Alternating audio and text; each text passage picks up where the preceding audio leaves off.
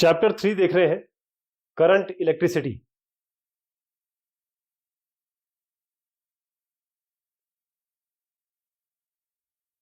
Potentiometer. पहले ये समझना पड़ेगा कि रिक्वायरमेंट क्या है पोटेंशियोमीटर की। हमने देखा कि टर्मिनल वोल्टेज क्या होता है। टर्मिनल वोल्टेज क्या होता है कि जो ईएमएफ बैटरी का है और उसमें जो करंट जा रहा है या वहां से आ रहा है, इंटरनल रेजिस्टेंस होता है उस बैटरी का। अगर इससे ईएमएफ से इस आईआर को माइनस कर देंगे उतना आपको वोल्टेज मिल जाए। अब इस फिगर में देखिए, आपका एक वोल्ट मीटर लगा हुआ है और इसको किसके अक्रॉस हमने कनेक्ट किया है, ए और बी के अक्रॉस कनेक्ट किया हुआ है। तो ये पोटेंशियल डिफरेंस निकाल लेगा दो टर्मिनल्स के बीच में, जो बैटरी या टर्मिनल वोल्टेज आप कह सकते हैं इसको। अब इस इक्वेशन में अगर ये आई आर, ये वाला पार्ट जीरो हो जाए तो वी और ई बराबर हो जाएगा। या तो इंटरनल रेजिस्टेंस हो जाए जीरो का बैटरी का, या फिर आपका आर जीरो हो जाए, तब ये दोनों में से एक चीज जीरो हो जाए तो ये वी और ई बराबर हो जाएंगे, राइट। तो जो इंटरनल रेजिस्टेंस है बैटरी का वो तो कभी जीरो हो नहीं सकता, कुछ ना कुछ तो इंटरनल रेजिस्टेंस रहेगा। तो वोल्ट मीटर ये मेजर कैसे करेगा ईएमएफ? तभी जब कोई करंट इसमें ना बहे, यानी कि आई इक्वल टू जीरो हो, ओपन सर्किट कंडीशन। तो जो रेजिस्टेंस है ऑर्डिनरी वोल्टेज वोल्ट मीटर का, वो करीबन 5000 ओम से लेकर 6000 ओम तक होता है। यानी कि अगर छोटा सा या बहुत कम अमाउंट का करंट फ्लो करेगा इस बैटरी से जब ये वोल्ट मीटर कनेक्ट होगा। इसका मतलब ये है कि जो वोल्ट मीटर मेजर करता है केवल टर्मिनल वोल्टेज, ईएमएफ नहीं करता है। तो अगर हमको मेजर करना है ईएमएफ यानी कि ई बैटरी का, तो हमको एक नई चीज बतानी पड़ेगी, एक नई डिवाइस बनानी पड़ेगी जिसमें open circuit condition I equal to zero को अचीव किया जा सके। इसी के कारण से पोटेंशियोमीटर बनाया गया। यही डिवाइस है पोटेंशियोमीटर। तो पोटेंशियोमीटर एक ऐसा डिवाइस है जो क्या निकाल सके, जो पोटेंशियल डिफरेंस है दो पॉइंट्स के बीच में, जिसको हम मेजर कर सके। अब इसका प्रिंसिपल समझते हैं पोटेंशियोमीटर का। इसका प्रिंसिपल क्या है? इस फिगर को बहुत ध्यान से देखते रहिएगा। एक बैटरी है जिसका ईएमएफ ई है, इसका इंटरनल रेजिस्टेंस आर है, अंदर का जो रेजिस्टेंस है वो आर है। इसको सीरीज में कनेक्ट किया गया, एक रेजिस्टेंस बॉक्स है यहाँ, और एक लंबा एक रेजिस्टिव वायर है, जिसका यूनिफॉर्म, ये जो वायर है आप देख रहे हैं लॉन्ग रेजिस्टिव वायर है, तो यूनिफॉर्म क्रॉस सेक्शन है एरिया है इसका। और जो रेजिस्टेंस पर यूनिट लेंथ है इस वायर का, वो पूरा थ्रू आउट सेम है इस लेंथ के हिसाब से। अब जो रेजिस्टेंस बॉक्स लगाया हुआ है इसमें, ये जरूरी नहीं है, ये इसलिए लगाया गया, मैं आपको बताऊंगा आगे आएगा क्यों इसको लगाया गया है, कंट्रोल करने के लिए। तो यदि एल आप मान लीजिए, कैपिटल एल लेंथ है पोटेंशियोमीटर वायर की, मान लीजिए यहां से ये ए से लेकर आप बी तक कहते हैं कि ये पूरी इसकी एल लेंथ वायर है, ए से लेकर बी तक। और जो रो है वो रेजिस्टेंस पर यूनिट लेंथ है आपका, मतलब रेजिस्टेंस पर यूनिट लेंथ उस वायर का रो हो गया। तो जो रेजिस्टेंस होगा इस वायर का, ए बी का, अगर हम रेजिस्टेंस निकालना चाहें तो रो इंटू एल कर देंगे तो आपका रेजिस्टेंस आ जाएगा। यदि आर रेजिस्टेंस है रेजिस्टेंस बॉक्स का, तो जो करंट फ्लो कर रहा है इस वायर ए बी में, ओम्स लॉ से निकाल सकते हैं V equal to I R. I ये हो गया, ई ईएमएफ हो गया, और नीचे क्या हो गया आपका, आर में आर आएगा, एक ये जो यहां से आर बना, और उसके बाद ये जो इंटरनल रेजिस्टेंस हुआ, ये रेजिस्टेंस बॉक्स का रेजिस्टेंस, ये आपके वायर का रेजिस्टेंस, ये इंटरनल रेजिस्टेंस बैटरी का, राइट। फिर से बताता हूं, ये एल इसमें है लेंथ वायर का आपका, यहां से लेकर मान लीजिए यहां तक हम लेते हैं, यहां से यहां तक एल एल लेके चलते हैं। एल रो आपका हो गया, एल इंटू रो आपका हो गया रेजिस्टेंस इस पार्ट का, यहां से लेकर यहां तक। पोटेंशियल डिफरेंस आपका एसी एल इंटू रो यहां तक। तो वीएल क्या आया आपका, वी क्या आएगा, वी आपका आएगा पोटेंशियल क्या होगा, आपके पास आई है, आर आपने कहा कि आर कहां से आएगा, रो इंटू एल, इस छोटे से पार्ट का रो इंटू स्मॉल एल हो जाएगा। हम यहां से यहां तक की बात कर रहे हैं अभी फिलहाल। तो V equal to I R, I हो गया, रेजिस्टेंस हो गया इस छोटे से पार्ट का।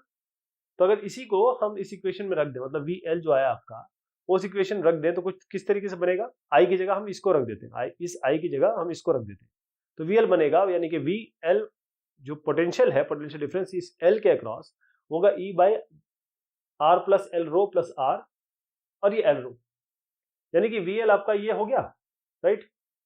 इसमें क्या बना आपका कि जो वी एल है वो डायरेक्टली प्रोपोर्शनल हो गया लेंथ। अब ये लेंथ यहां पर इसीलिए इस वायर को लगाया था कि जो भी पोटेंशियल डिफरेंस होगा वो इस लेंथ से डायरेक्टली प्रोपोर्शनल होगा। तो पोटेंशियल डिफरेंस किसी भी दो पॉइंट्स के बीच में जो पोटेंशियोमीटर वायर है वो डायरेक्टली प्रोपोर्शनल है उस डिस्टेंस का जो दो पॉइंट्स के बीच में होगा इस वायर। तो अगर हम अलग अलग लेंथ लेने लगे तो जो पोटेंशियल डिफरेंस होगा उसको हम निकाल सकते हैं।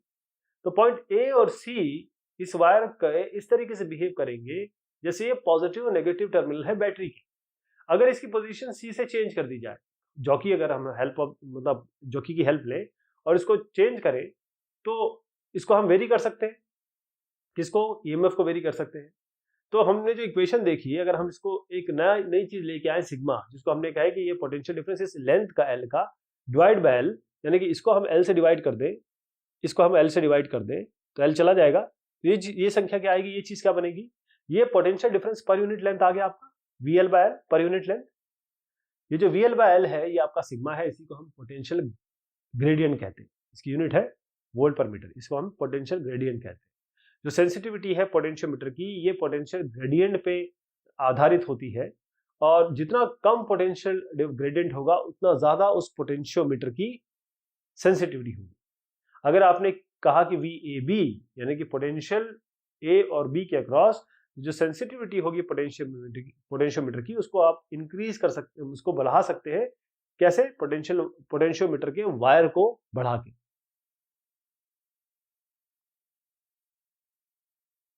अब यूजेस क्या है पोटेंशियोमीटर के? पहली चीज तो ये आप कंपेयर कर सकते हैं ईएमएफ्स को। दो सेल है आपके पास, उसके ईएमएफ को कंपेयर कर सकते हैं। मान लीजिए आपके पास E1 और E2, ये देखिए ये E1 है ये E2 है, दो आपके ईएमएफ है दो सेल के, जिसको हमको कंपेयर करना है आपके पोटेंशियोमीटर से। तो इसके लिए जो ईएमएफ है आपका E, ये वाला ड्राइवर सेल का, ये जिसे हम कह रहे हैं मेन बैटरी हमारी, ये इससे ज्यादा, इस E1 और E2 से ज्यादा होनी चाहिए ताकि हम ये निकाल सकें।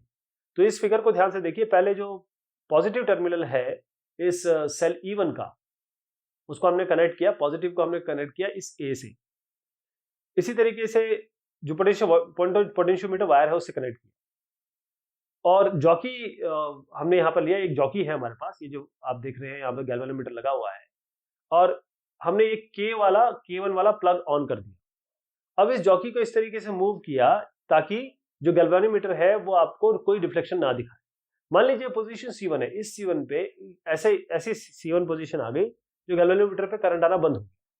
तो इस कंडीशन में कोई करंट फ्लो नहीं कर रहा है, किससे? E1 के थ्रू। यहाँ पर कोई भी करंट नहीं कर रहा है, यानी कि जो टर्मिनल वोल्टेज है वो आपको बराबर हो जाएगा E1 के बराबर। जो ये E1 है तभी तो टर्मिनल वोल्टेज के बराबर हुआ, तभी तो कोई करंट फ्लो नहीं कर रहा है। वो जो पॉइंट होता है इसको हम कहते हैं नल पॉइंट, इसी को हम कहते हैं नल पॉइंट। अब ये जो नल पॉइंट है C1 आपने पहली बार देखा, ये एक डिस्टेंस मान लीजिए यहां से लेकर यहां तक ये L1 डिस्टेंस है, यहां से लेकर यहां तक, यहाँ पूरा यहां से यहां तक, यहां से यहां तक ये L1 है, ये C1 आपका L1 है। बैलेंस कंडीशन में जो पोटेंशियल डिफरेंस होगा A और C1 के बीच में, इसके और इसके बीच में, वो किसके बराबर होगा? वो E1 के बराबर होना चाहिए। तो हम फिर से इक्वेशन लेके आते हैं, जो V और A पोटेंशियल डिफरेंस है A और C1 के बीच में, वही आप कह रहे हैं E1 के बराबर है, वही आपका सिग्मा इंटू L1 हो गया। आप सिग्मा जानते हैं, हम पहले डिस्कस कर चुके हैं, ये E into rho R plus L rho plus R हो गया। ये आपका पोटेंशियल ग्रेडियंट बताता है, ये पोटेंशियल ग्रेडियंट है।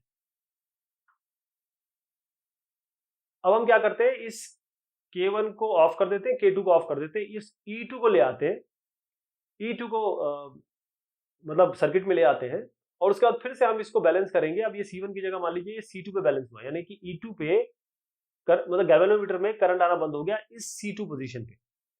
तो यहां से अगर ये पोजीशन, यहां से ये लेंथ ले, यहां से यहां तक, तो कितनी हुई? मान लीजिए L2 है। तो इसके लिए भी ये पोटेंशियल डिफरेंस A से लेकर C2 तक E2 मान लीजिए, ये सिग्मा इंटू L2 होगा। अब आप क्या करेंगे, ये जो पहली इक्वेशन बनी और ये जो दूसरी इक्वेशन बनी, इन दोनों को हम डिवाइड कर देंगे, तो E1 बाई E2 हो जाएगा L1 बाई L2। अब देखिए, केवल लेंथ पता करना है आपको। लेंथ पता करते ही मतलब जो L1 और L2 आया उससे आपको पता लग सकता है कि जैसे E1 पता हो तो E2 पता चल जाएगा, E2 पता हो तो E1 पता चल जाएगा। तो इससे हम कंपेयर कर सकते हैं। अगर दोनों ही पता है तो इस L1 बाय L2, इन दोनों को पता, ये दो पता भी नहीं है तो भी L1 बाय L2 से हम कंपेयर कर सकते हैं। तो EMF जो सेल का है इसको कैसे डिटरमाइन करेंगे, कैसे पता करेंगे? जो EMF है स्टैंडर्ड सेल का लेंगे और फिर उसके हिसाब से हम दूसरे को कंपेयर करेंगे। तो हम जो पोटेंशियल डिफरेंस है दो पॉइंट के बीच में जो वायर के है, उसमें हम जो रेजिस्टेंस बॉक्स हमने लगाया है उसके हिसाब से कर सकते हैं। जो पोटेंशियल डिफरेंस है 10⁻⁻6 वोल्ट और 10⁻⁻3 वोल्ट, इस ऑर्डर का हम यहाँ से निकाल सकते हैं। तो पोटेंशियोमीटर इसको हम यूज कर सकते हैं ताकि हम बहुत बहुत छोटा ईएमएफ भी यूज कर सकते हैं। यदि दो सेल आपके ईएमएफ E1 और E2 के हैं, इसको हमने कनेक्ट किया और उसके बाद हमने उसको अपोजिंग कंडीशन में, यानी कि एक ऐसा था दूसरा ऐसा था, अब जरा इसको उल्टा कर दीजिए, यानी कि एक ऐसा है दूसरा ऐसे कर दीजिए अपोजिंग कंडीशन में। तो आपको करना क्या होगा, मान लीजिए आपका जो नल पॉइंट आएगा L3 L4 आया, तो E1 बाई E2 होगा L3 plus L4 by L3 minus L4, ये आपकी कंडीशन आ जाएगी।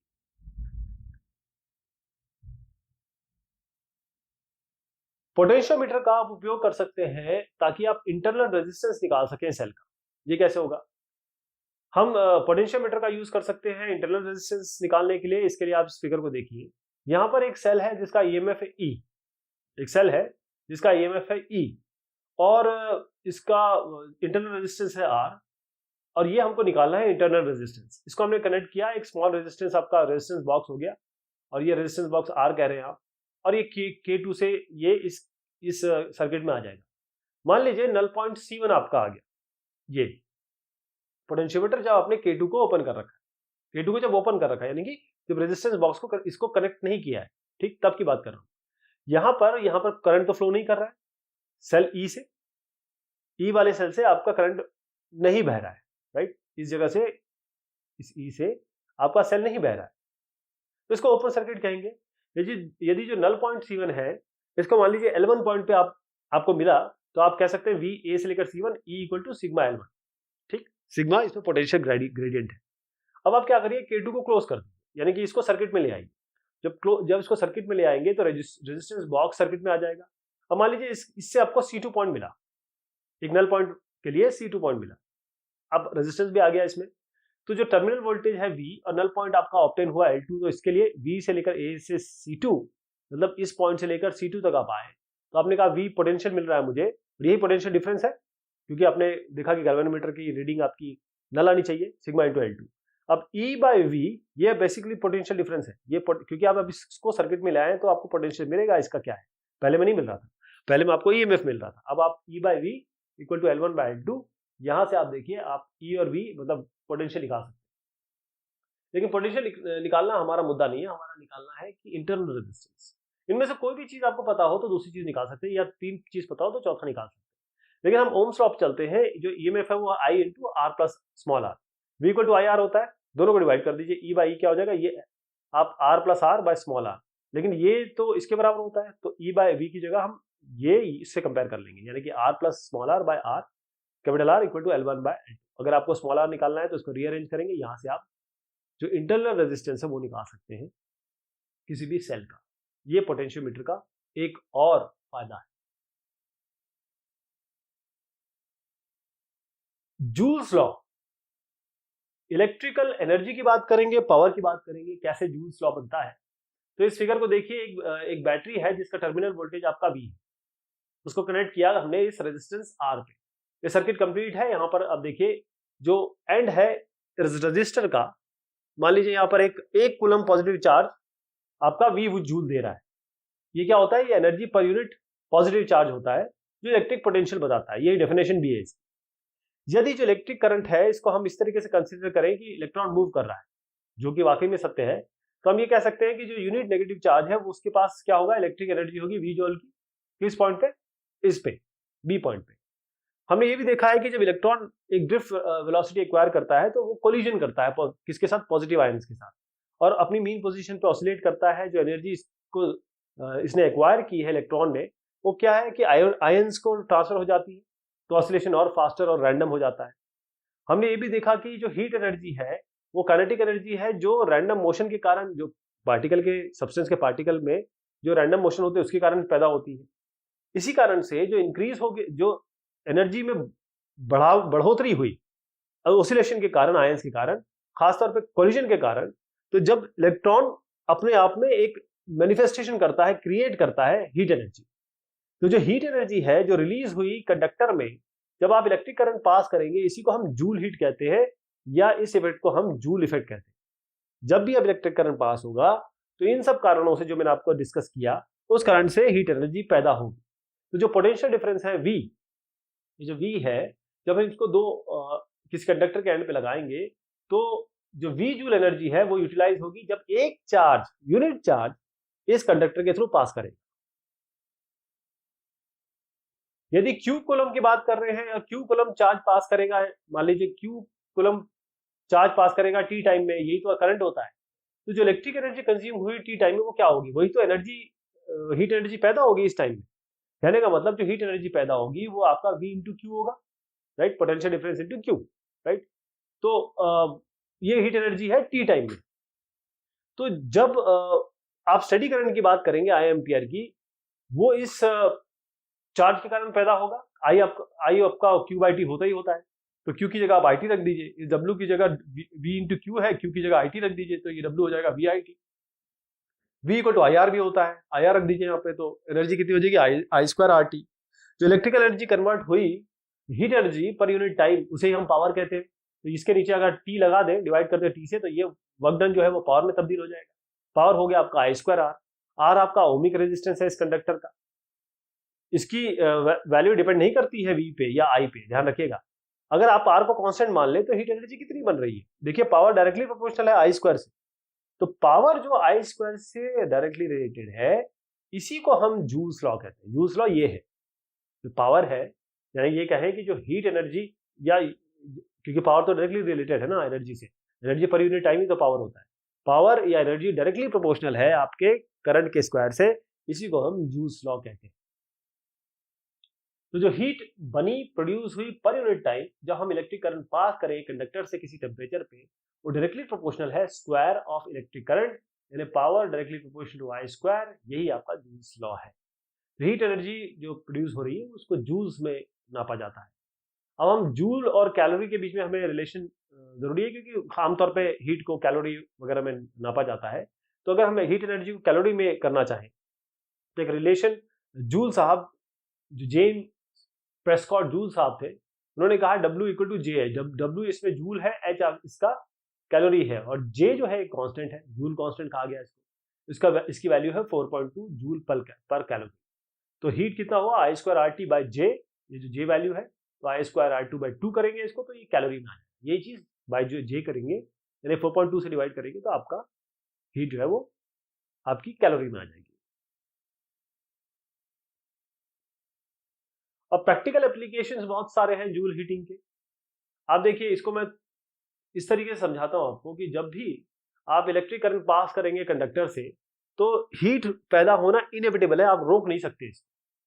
कई बार क्या होता है कि ये हीट एनर्जी वेस्ट हो जाती है, हमारा जो काम है वो, हम जितनी एनर्जी दे रहे हैं उससे ज्यादा हमारी हीट में निकल जाती है।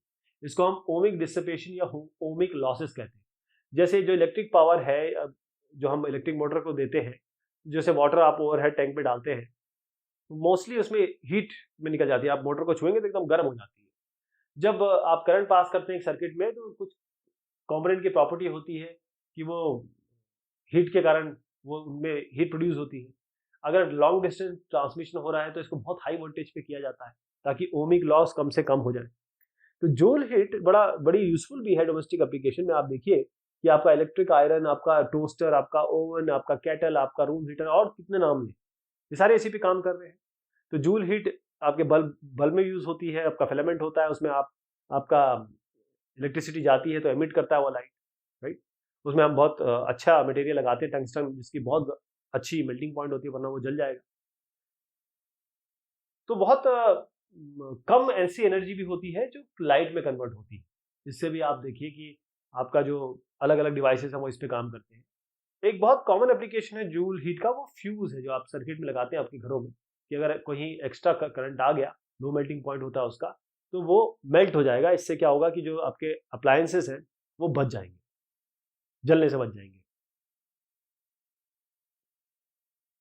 Electric current divides among two resistor. Electric current divide होता है दो रेजिस्टर के बीच में, जो पैरेलल में है, इस तरीके से कि जो जूल हीट है वो मिनिमम है। इस फैक्ट को लेके आपको इक्वेशन निकालनी है जो करंट का डिवीजन है। तो हम इसको इस तरीके से लेके चलते हैं, मान लीजिए आई करंट है। अब इस तरीके से आई करंट है, अब ये इस तरफ चला गया, ये इस तरफ चला गया। आपने कहा हमारा I2 इधर चला गया, ये I1 इधर चला गया, तो I2 क्या बनेगा, यहाँ पर I2 है, तो I2 कितना बनेगा, I माइनस I1, तो ये I माइनस I1 हो जाएगा, राइट। तो हम क्या करेंगे कि मान लीजिए R1 पे करंट I1 है, R2 पे करंट I2 है, I2 I माइनस I1 ही होगा, कुल मिला के जो जूल हीट होगी वो कितनी होगी, दोनों में निकाल लीजिए। ये रेजिस्टेंस है, यहाँ पे रेजिस्टेंस है, तो I स्क्वायर RT करके आई स्क्वायर निकालेंगे, टी नहीं, आई स्क्वायर करके निकालेंगे। तो आई स्क्वायर आर क्योंकि हम इसको पर यूनिट टाइम कहते थे, पर यूनिट टाइम हो गया तो I1 स्क्वायर R1 पहले वाले में, I minus I1 square R2 दूसरे वाले में। अगर मिनिमम निकालना है तो DH बाई DI1 करते हैं, क्योंकि DI1 हमारा मेन है, यहाँ पर DI1 के हिसाब से करते हैं, क्योंकि हम इसको इक्वल टू 0 करेंगे, मिनिमम निकालेंगे। तो DH बाई DI1 इसका आपको डिफरेंशिएशन करना है, इसको बराबर 0 रख दीजिए, आपके पास इक्वेशन आएगी। या I1 आ गया तो I2 की भी इक्वेशन आ जाएगी, या आपकी दोनों इक्वेशन होंगी। जब दो रेजिस्टर को कनेक्ट किया गया, एक वोल्टेज V है इंडिविजुअली, तो पावर आपका P1 और P2 बना। अब उनको कनेक्ट किया गया सीरीज में और उनको कनेक्ट किया गया पैरेलल में। आपको बताना है कि जो प्रोडक्ट है पावर का 1 और 2 में, वो इस संख्या से दिया जाता है, राइट। अब कैसे निकालेंगे, देखिए मान लीजिए कि जो रेजिस्टेंस है R1 और R2 है, तो पावर का जो P1 आएगा वो V स्क्वायर बाय R1 आएगा, P2 आपका V स्क्वायर बाय R2 आएगा इंडिविजुअल। इसका मतलब R निकालना है, इधर ले जाइए, V स्क्वायर बाय P1 कर दीजिए, इसको R2 को इधर ले जाइए, P को इधर ले आइए, V स्क्वायर बाय P2। अब इसको सीरीज में लगाया गया R1 प्लस R2 से, तो कॉम्बिनेशन क्या है, जब हमने सीरीज में लगाया, मान लीजिए कॉम्बिनेशन वोल्टेज का V है, तो पावर क्या हो जाएगा इसमें, P V square by R1 plus R2, क्योंकि कंबाइंड रेजिस्टेंस आपका R1 प्लस R2 है, तो V square by R1 plus R2 है। अब इसको क्या करें, ये जो R1 R2 आपका आया है, ये जो इधर आपने निकाला R1 R2, उसको इसमें रख दीजिए, तो ये पावर जो सीरीज में है वो क्या बन जाएगा, कुछ ये बन जाएगा इस तरीके से, है ना, V कट जाएगा इसमें, P1 P2 bye P1 plus P2। Equivalent resistance आपका हो जाएगा ये R1, क्योंकि ये पैरेलल में लगाया आपने, तो अब पैरेलल की बात कर रहा हूँ, पैरेलल की बात कर रहे हैं, तो R1 R2 bye R1 plus R2, same चीज यही करेंगे। तो पावर होगा V स्क्वायर बाय R होगा, ये इक्विवेलेंट रेजिस्टेंस है, तो ये इसको ऊपर ले जाइए। जब हम इस इक्वेशन को, जो आपकी इक्वेशन 2 है ये वाली, इसको यहाँ यूज करेंगे, तो आप क्या करेंगे, जो R आपका R1 R2 आया उसकी जगह V स्क्वायर बाय P1 और V स्क्वायर बाय P2 रख दीजिए, यहाँ पर रख दीजिए, तो कुछ इस तरीके से बन जाएगा ये, ठीक है। तो PP कितना आ गया, P1 into P1 plus P2। तो ये इस तरीके से आता है कि जो चीज पूछी गई है कि जो प्रोडक्ट है पावर्स का 1 और 2 में, तो आप अगर प्रोडक्ट लेंगे पावर का इन दोनों का, तो आपको क्या आना चाहिए, देखिए मैं इस P1 प्लस P2 है, ये P1 P2 bye P1 plus P2, तो मैं इसको P1 P2 bye P1 plus P2 से मल्टीप्लाई कर देता हूँ, ये कैंसिल हो जाएगा, P1 P2 आएगा, यही पूछा गया है। एक बैटरी जिसका EMF E है, रेजिस्टेंस R है, इंटरनल रेजिस्टेंस को कनेक्ट किया गया रेजिस्टेंस R से, कैपिटल R से। आपको प्रूव करना है कि जो पावर है जो एक्सटर्नल रेजिस्टेंस R में है वो मैक्सिमम होगा जब कैपिटल R आपका स्मॉल r के बराबर आए। तो यहाँ पर इस तरीके से ये एक सर्किट देखिएगा, एक्सटर्नल रेजिस्टेंस R है, ये इंटरनल रेजिस्टेंस है, ये EMF है, करंट I है। तो पावर क्या होगा एक्सटर्नल रेजिस्टेंस में, power equal to I square R आएगा, ठीक। जब I स्क्वायर R आएगा तो I की जगह हम I हमारा क्या होगा, EMF by R plus R, इसको रख दीजिए यहाँ पर। अब इसको dP बाई dr डिफरेंशिएट करेंगे और इक्वल टू 0 रख देंगे। जब डिफरेंशिएट करके इक्वल टू 0 रखेंगे, सारी चीजें कैंसिल होंगी, केवल आपका R इक्वल टू R। यही कंडीशन है कि जब R इक्वल टू R होगा तब ये मैक्सिमम होगा पावर एक्सटर्नल रेजिस्टेंस R में।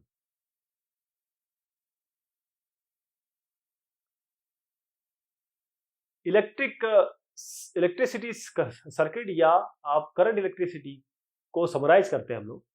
इलेक्ट्रिक करंट, जो भी चार्जेस मोशन में है वो इलेक्ट्रिक करंट है। जितना चार्ज फ्लो कर रहा है पर यूनिट टाइम किसी क्रॉस सेक्शनल एरिया में, और जो क्रॉस सेक्शनल एरिया है वो इस करंट के परपेंडिकुलर है, इस करंट के डायरेक्शन के, उसको हम I कहते हैं। स्टडी फ्लो के लिए I equal to Q by T होता है। अगर स्टडी फ्लो नहीं है चार्ज का, वो चेंज हो रहा है, तो उसको आप dQ बाई dt कहेंगे। जो इलेक्ट्रिक करंट डेंसिटी है J से इसको बोला जाता है, ये उतना इलेक्ट्रिक करंट है जो फ्लो कर रहा है इलेक्ट्रिक चार्ज पर यूनिट टाइम, यानी कि इलेक्ट्रिक करंट उस क्रॉस सेक्शनल एरिया में, प्लस क्रॉस सेक्शनल एरिया जो परपेंडिकुलर है, जो करंट उस पॉइंट पे बह रहा है, मतलब उस परपेंडिकुलर एरिया से बह रहा है। यदि क्रॉस सेक्शनल एरिया परपेंडिकुलर नहीं है, यानी कि ये क्रॉस सेक्शनल एरिया कुछ इस तरीके से एंगल में बना दीजिए, मतलब इससे थीटा एंगल हो, तो जे क्या हो जाएगा, जो करंट डेंसिटी हो जाएगी वो होगी D by D A cos theta. तो डी क्या है, जे डी ए कॉस थीटा, यहाँ से मल्टीप्लाई करेंगे। बेसिकली जो आपका करंट आएगा वो आएगा, वही करंट जो आएगा टूल कुल मिला के वो जे डॉट डी ए, यानी कि इसका डॉट प्रोडक्ट आएगा। यदि क्रॉस सेक्शनल एरिया परपेंडिकुलर है करंट, तो जे कांस्टेंट होगा पूरे क्रॉस सेक्शनल एरिया के लिए। अगर आई को बोले पूरे एरिया के लिए जे डॉट डी, जे बाहर ले आइए, कांस्टेंट पूरे एरिया को ए कर दीजिए, तो I equal to J into A, J equal to I by A, ये भी एक रिलेशनशिप है। जे इसमें आपका इलेक्ट्रिक करंट डेंसिटी है।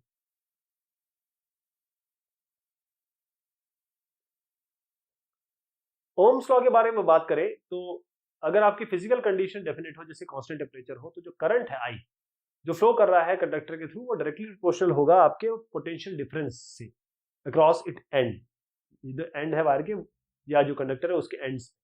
V बाय आई आपका R है, V directly proportional to I, यही आपका ओम लॉ है। V equal to I R, R resistance है, 1 बाय आर कर दें तो ये आपका कंडक्टेंस हो जाएगा। रेजिस्टिविटी जो आपका रेजिस्टेंस है कंडक्टर का, R equal to rho L upon A होता है। इसमें जो रो आप देख पा रहे हैं वो आपका रेजिस्टिविटी है, इस रो को उल्टा कर दीजिए, 1 बाय कर दीजिए, तो आपका कंडक्टिविटी बन जाएगा। ड्रिफ्ट वेलोसिटी और रिलैक्सेशन टाइम की बात करते हैं। जो वेलोसिटी इलेक्ट्रॉन की, जो उसका डिस्प्लेसमेंट हो रहा है इलेक्ट्रॉन का इलेक्ट्रिक फील्ड के प्रेजेंस में, उसे हम ड्रिफ्ट वेलोसिटी कहते हैं। रिलैक्सेशन टाइम का मतलब होता है कि जो एवरेज टाइम है दो कोलिजन के बीच में इलेक्ट्रॉन का आयंस के साथ या आपस में आयंस के साथ, उसे हम कहते हैं कि रिलैक्सेशन टाइम है, क्योंकि एक बार टकराएगा फिर उसके बाद जब दोबारा टकराएगा उसके बीच में जो टाइम है। जो ड्रिफ्ट वेलोसिटी है इलेक्ट्रॉन द्वारा जो अचीव की गई इस टॉ टाइम में, वो होती है वी डी इक्वल टू ए टॉ। ए की जगह हम एफ आपका एफ बाय एम लिख सकते हैं, एफ आपका capital E dot E by M. जो रिलेशन है ड्रिफ्ट वेलोसिटी और करंट में, I equal to N into A into V D, V drift velocity है, ए चार्ज है इलेक्ट्रॉन का। जो रिलेशन है ड्रिफ्ट वेलोसिटी और करंट डेंसिटी में, J equal to I by A होता है, इसको ए से डिवाइड कर दीजिए, आपका जी आ जाएगा।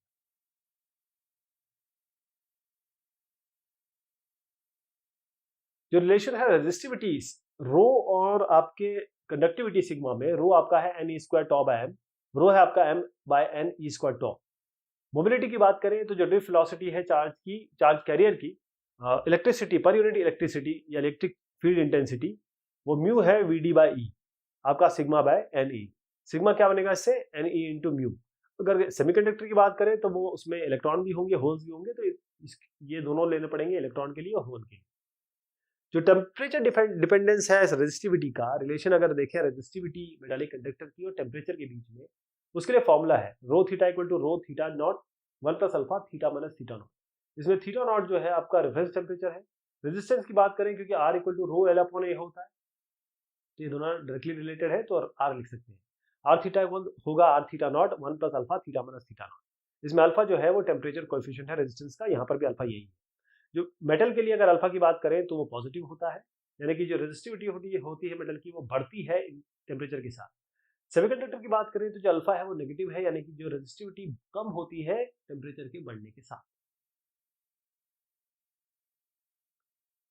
सुपर कंडक्टिविटी, ये देखा गया कि रेजिस्टेंस कई मटेरियल का, कई सब्सटेंसेस का, वो ऑलमोस्ट जीरो हो जाता है जब उसका टेम्परेचर को किसी एक डेफिनेट टेम्परेचर के नीचे लाया जाए। उस टेम्परेचर को हम कहते हैं क्रिटिकल टेम्परेचर। और जो मटेरियल स्टेट में आ गया उसे हम सुपर कंडक्टर कहते हैं। उसका इसी फिनोमेना को हम सुपर कंडक्टिविटी भी कहते हैं। जो ईएमएफ है सेल का और टर्मिनल वोल्टेज की बात करें, ई और बी, जब एक यूनिट पॉजिटिव चार्ज को ड्राइव किया गया नेगेटिव टर्मिनल से पॉजिटिव टर्मिनल के थ्रू, नॉन इलेक्ट्रिकल फोर्स जब लग रहे हैं, तो एनर्जी जो गेन की इस चार्ज में नॉन इलेक्ट्रिक फोर्स द्वारा जो काम किया गया उसी को हम ईएमएफ कहते हैं। ध्यान रखिए ये नॉन इलेक्ट्रिक फोर्स है, उसके कारण जो बन रहा है इलेक्ट्रिक फील्ड, उसी को हम ईएमएफ कह रहे हैं। जो पोटेंशियल डिफरेंस बन रहा है दो बैटरी के बीच में, जब दो टर्मिनल के बीच में जब बैटरी लगाई जाए, उसे हम टर्मिनल वोल्टेज कहते हैं। तो टर्मिनल वोल्टेज क्या होगा, ये जो ईएमएफ है एक्चुअल बैटरी का, उससे आई इंटू आर माइनस करेंगे तब आपका टर्मिनल वोल्टेज आएगा। सेकेंडरी सेल क्या होते हैं, एक सेल जिनकी जब वो चार्ज अपने यूज किया वो डिस्चार्ज हो गए, तो उनको अगर दोबारा चार्ज किया जा सके केमिकल रिएक्शन को रिवर्स करके, उसे हम सेकेंडरी सेल कहते हैं या लेड एक्यूमुलेटर कहते हैं। चार्जिंग, जब सेल को कनेक्ट या सेकेंडरी सेल को कनेक्ट किया गया किसी और ऐसे ईएमएफ सोर्स से जो ज्यादा है, तभी चार्ज होगा। करंट कहां से आएगा, पॉजिटिव टर्मिनल से, और चला जाएगा नेगेटिव टर्मिनल से। तो जो इलेक्ट्रिकल एनर्जी कन्वर्ट हो जाएगी यहाँ केमिकल एनर्जी में, इसी को हम कहते हैं सेल की चार्जिंग हो रही है। अगर हम चार्जिंग करें किसी लेड स्टोरेज सेल की, जिसे हम लेड एक्यूमुलेटर कहते हैं, तो वीआईटी बराबर होता है E I T plus I square R T plus I square small R T. I इसमें V minus E by small r plus R होता है, कैपिटल आर। जंक्शन या ब्रांच पॉइंट, किरचॉफ रूल लगाने के लिए हमको इन दोनों का पता होना बहुत जरूरी है, जंक्शन और ब्रांच पॉइंट और लूप का। एक ऐसा पॉइंट जहां पर एक से ज्यादा मिनिमम 3 आपके कंडक्टर मीट कर रहे हैं। एक क्लोज सर्किट वो होता है कंडक्टर का जो एक लूप बना है, इस तरीके से लूप बनाना पड़ेगा उसको, शुरू से करें और फिर उसके बाद वापस वहीं आ जाए। तो किरचॉफ के 2 रूल्स हैं। पहला रूल ये बताता है कि जो सम है, जितने भी इलेक्ट्रिक करंट है उस पॉइंट पे आ रहे हैं, उनका जो अलजेब्रिक सम होता है sigma I equal to 0। Second rule बताता है कि कोई भी क्लोज सर्किट अगर आप ले लें, क्लोज लूप ले लें, तो जब अलजेब्रिक सम होगा प्रोडक्ट रेजिस्टेंस और करंट का जो उसमें फ्लो कर रहा है वो बराबर होगा, यानी कि सिग्मा आई आर बराबर होगा सिग्मा ईएमएफ्स के। Sigma I R equal to sigma E, ये आपका सेकंड रूल है। रेजिस्टर को अगर हम सीरीज में कनेक्ट करें तो डायरेक्ट जोड़ लेंगे, R1 से लेकर Rn जोड़ दीजिए। अगर पैरेलल में कनेक्ट करेंगे तो इसके रेसिप्रोकल जोड़ेंगे, 1/Rp equal to 1/R1, R1 से लेकर 1/Rn। जो सीरीज कनेक्शन है सेल का, पैरेलल कनेक्शन है सेल का। सीरीज करेंगे तो जो सीरीज कनेक्शन होगा दो सेल का E1 E2 का, उनका इंटरनल रेजिस्टेंस है R1 R2, तो I होगा E1 plus E2 bye R, और यहाँ स्मॉल r1 प्लस R2 आ जाएगा। ये E इक्विवेलेंट होगा, ये R इक्विवेलेंट होगा। I मतलब करंट जो बह रहा है एक्सटर्नल रेजिस्टेंस में, जो किसके अक्रॉस कनेक्टेड है, सीरीज के अक्रॉस। जो E इक्विवेलेंट इसमें आया क्या है, E1 प्लस E2, जो R इक्विवेलेंट आएगा वो R1 प्लस R2, ये स्मॉल रेजिस्टेंस, इंटरनल रेजिस्टेंस की बात कर रहा हूँ। पैरेलल कनेक्शन की बात करें सेल की, तो जो 2 सेल है EMF E1 है जिसके रेजिस्टेंस इंटरनल रेजिस्टेंस R1 और R2 है, इनको कनेक्ट किया गया पैरेलल में, तो I होगा E1 by R1 plus E2 by R2, 1 plus R by R1 plus R by R2। इसको रीअरेंज करेंगे कुछ इस तरीके से आएगा, थोड़ा सा रीअरेंजमेंट में यहाँ देखेंगे तो अल्टीमेटली E इक्विवेलेंट आएगा। E इक्विवेलेंट बराबर हो गया किसके, इसके, और R इक्विवेलेंट किसके बराबर हो गया, इसके, जो यहाँ पर आपको दिया हुआ। ये तब होगा जब पैरेलल कनेक्शन होगा सेल्स का। व्हीटस्टोन ब्रिज क्या होता है, बैलेंस कंडीशन। व्हीटस्टोन ब्रिज कुछ इस तरीके से होगा, इसमें 4 रेजिस्टेंस इस तरीके से लगे होते हैं, इस तरीके से लगे होते हैं। यहाँ एक रेजिस्टेंस है, यहाँ एक रेजिस्टेंस है, यहाँ एक रेजिस्टेंस है, यहाँ रेजिस्टेंस है। इस तरीके से लगाए होते हैं कि इस पॉइंट और इस पॉइंट के बीच में जो पोटेंशियल डिफरेंस होगा वो 0 होगा, यानी करंट बहेगा नहीं। तो इसे हम बैलेंस कंडीशन कहते हैं। जैसे ये R1 है, ये R1 है, ये R2 है, ये R3 है, ये R4 है, तो R1 bye R2 R3 bye R4 के बराबर होगा, तो इसे बैलेंस कंडीशन कहते हैं। अब पोटेंशियोमीटर जो है व्हीटस्टोन ब्रिज का ही एक रूप है। ये डिवाइस ऐसा है जब आप कंटिन्यूअसली वेरिंग पोटेंशियल डिफरेंस निकाल सकते हैं 2 पॉइंट्स के बीच में, जो उसी समय हम मेजर भी कर सकते हैं। प्रिंसिपल कुछ इस तरीके से है कि जो पोटेंशियल डिफरेंस है 2 पॉइंट्स के बीच में, पोटेंशियोमीटर वायर के, एक मीटर का वायर होता है, वो डायरेक्टली प्रोपोर्शनल होता है जो डिस्टेंस है जो 2 पॉइंट्स के बीच में है। यानी कि जो पोटेंशियल आप बता रहे हैं इस लेंथ के क्रॉस, यानी कि ये लेंथ है इसके क्रॉस, वो डायरेक्टली प्रोपोर्शनल हुआ लेंथ की। VL की वैल्यू हमने निकाली थी E into rho R plus divided by R plus L rho plus small r into L। Sigma है वो आपका ये पोटेंशियल है पर यूनिट लेंथ, इसको हम पोटेंशियल ग्रेडियंट कहते हैं। जूल इफेक्ट क्या होता है, जो एनर्जी रिलीज हो रही है या हीट एनर्जी रिलीज हो रही है कंडक्टर में जब इलेक्ट्रिक करंट आप पास करते हैं, इसको हम जूल हीट कहते हैं। इस इफेक्ट को हम जूल इफेक्ट भी कहते हैं। जो जूल हीट है W, उसको हम I²RT से बताते हैं, ये जूल में है। I²RT बाय J करेंगे, J की वैल्यू होती है 4.2, तो ये कैलोरी में आएगा। इलेक्ट्रिक एनर्जी जो कंज्यूम हो रही है पर यूनिट टाइम, या हीट एनर्जी जो प्रोड्यूस हो रही है बन रही है पर unit time, electric power P equal to I²R होता है, और P इससे पता चल रहा है कि I² से डायरेक्टली रिलेटेड है। इसी को हम जूल लॉ कहते हैं। तो एनर्जी जो प्रोड्यूस हो रही है पर यूनिट टाइम जब हम इलेक्ट्रिक करंट पास करेंगे किसी कंडक्टर से किसी टेम्परेचर पे, ये डायरेक्टली प्रोपोर्शनल है स्क्वायर इलेक्ट्रिक करंट के, जो आप यहाँ देख पा रहे हैं, इसी को हम जूल्स लॉ कहते हैं। ओमिक लॉसेस वो लॉसेस होते हैं जब हम इलेक्ट्रिक करंट पास करते हैं किसी कंडक्टर में, तो इलेक्ट्रिक एनर्जी गेन करता है चार्ज, वो वेस्ट हो जाता है किस फॉर्म में, हीट एनर्जी के फॉर्म में, इसी को हम ओमिक लॉसेस कहते हैं।